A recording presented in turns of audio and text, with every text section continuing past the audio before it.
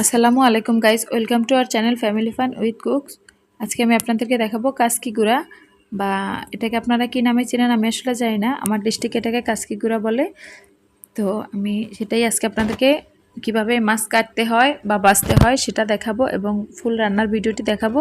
তো সম্পূর্ণ ভিডিওটি না টেনে দেখার অনুরোধ রইল। তো প্রথমেই দেখুন, এই যে এই মাছের কথা আমি বলেছি।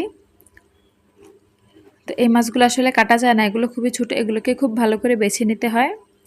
ছোট ছোট কাঁকড়া বা ময়লা শামুক অথবা যে পটকা মাছ যেগুলো বিষাক্ত, যেগুলো খেলে আসলে মানুষ মারা যায়, ওই মাছগুলো ওগুলো দেখে জাস্ট আমি ময়লাগুলো ক্লিন করে নিয়েছি। নিয়ে এগুলোকে লবণ দিয়ে একটা ঝুড়ির মধ্যে খুব ভালো করে নেড়ে নেড়ে ধুয়ে নেব। তো আমার সবগুলো মাছ বাছা কমপ্লিট হয়ে গিয়েছে। দেখুন এখানে এইটুকুই ময়লা বের হয়েছে। আজকের মাছে খুব বেশি ময়লা ছিল না।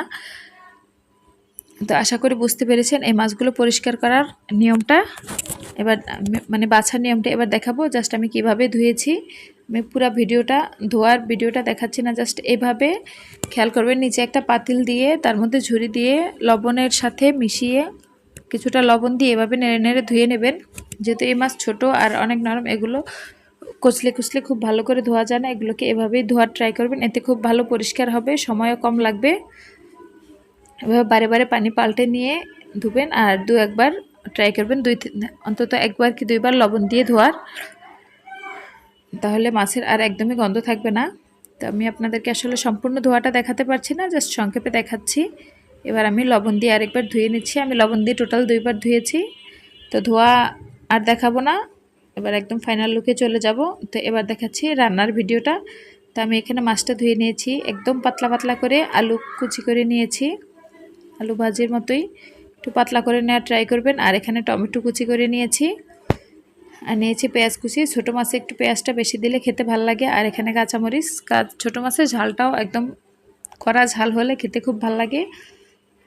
তো এই হলো উপকরণ। এবার হচ্ছে গুঁড়ামরিচ নিলাম হাফ টেবিল চামচ পরিমাণ, হলুদের গুঁড়া নিয়েছি হাফ টেবিল চামচেরও কম, জিরার গুঁড়া নিলাম হাফ চা চামচের মতো, আর লবণ দিয়ে দিলাম প্রায় 1 চা চামচ পরিমাণ। আর দিয়ে দিচ্ছি এখানে হাফ কাপের মতো সয়াবিন তেল। তেলটা একটু বেশি দেওয়ার ট্রাই করবেন, যেহেতু এটাকে ভাজা ভাজা করে রান্না করব, সেক্ষেত্রে তেলটা একটু পরিমাণে বেশি লাগে। তো এগুলোকে হাত দিয়ে খুব ভালো করে মেখে সামান্য পানি দিচ্ছি, জাস্ট 1 কাপ পানি দিয়ে আমি এটাকে চুলায় লো আঁচে করে দেব, যাতে মাছ আলু টমেটো সব সেদ্ধ হয়ে যায়। এই মাছ বেশক্ষণ লাড়া যায় না। সরি, আমি এখানে আদা রসুন অ্যাড করতে ভুলে গিয়েছি। এখানে আমি 1 টেবিল চামচ পরিমাণ রসুন দিলাম আর হাফ টেবিল চামচ পরিমাণ আদা দিয়েছি। আদা রসুনটা চাইলে আপনারা একটু কমিয়ে দিতে পারেন। এখানে আমার মাছ ছিল প্রায় হাফ কেজির চেয়ে একটু কম ছিল। তো আমি এবার এটাকে চুলায় বসিয়ে দিব। তো চুলায় বসিয়ে দেওয়ার পর আমি দেখাচ্ছি, জাস্ট চুলায় দেওয়ার পরে যখন একটু ফুটে উঠেছে পানিটা, ওই পর্যায়ে আমি এটাকে একবার একটু নেড়ে চেড়ে দেবো। এরপরে কিন্তু আর নাড়ার ট্রাই করবেন না, সেক্ষেত্রে মাছটা একদম ভেঙে চুরে নষ্ট হয়ে যাবে।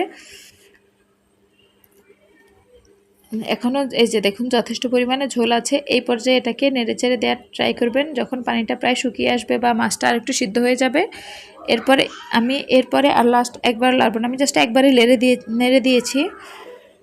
তো আমার মাছটা প্রায় রান্না কমপ্লিট হয়ে গিয়েছে। তো নামানোর 5 মিনিট আগে আমি জাস্ট এখানে ধনে পাতাগুলোকে কুচি করে দিয়েছি। আমার কাছে যে ধনে পাতা ছিল সেগুলোই দিয়েছি। তো দিয়ে এবার এটাকে আমি ঢেকে আরও 5 মিনিটের মতো রান্না করে নেব। জাস্ট একটু হিট দিয়ে নেব, একদম লো আছে, ধনেপাতার ফ্লেভারটা আসার জন্য। তো সম্পূর্ণ ভিডিওটি না টেনে দেখার জন্য অসংখ্য ধন্যবাদ। আশা করি আমার ভিডিওটি ভালো লেগেছে। আজকের মতো এখানেই টাটা, আল্লাহ হাফেজ।